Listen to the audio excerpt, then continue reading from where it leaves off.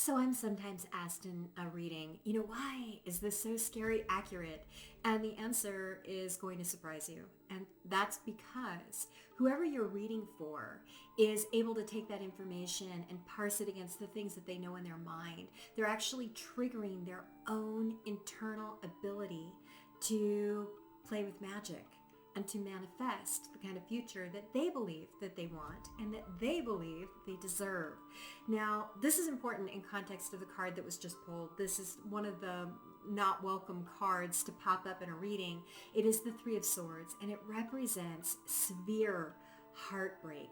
This is the kind of pain that we experience when we've lost something so enormously precious that we didn't realize that there would have been no other way to really measure or gauge how valuable that was until it's gone. This is the kind of energy that comes into our life and changes us forevermore. So days from now, weeks from now, years from now, decades from now, we will continue to bump up against the pain of this loss. But on the other side of the card, we have the concept of recovering from this kind of heartbreak. You're going to learn lessons that you would not have otherwise that help you to make those comparisons, to identify when you need to be grateful for something and when you need to not take something for granted and really recognize how precious it is in the moment that you're in. A good example can be, you see stereotypically you've got the rich kid that's on their own private jet and they're crying about how hard life is. Well, if you don't have a comparison to say I'm grateful and I appreciate what is in my life right now, then it's really hard to identify the difference between a stubbed toe and the severe heartbreak that's identified in this card. But taking that and moving forward to a greater state of grace in your future, where you reach for that future happiness that you want and that you deserve. These are valuable lessons that you can take with you to make that journey ultimately all the more sweet.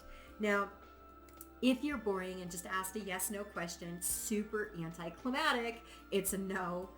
This is a cardinal card, which means that you're right at the very beginning of something.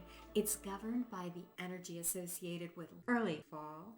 And the zodiac signs, the references here, and again, these are the traits that are called forth by this card that are dominant in certain zodiac signs. So we have Geminis, who are versatile.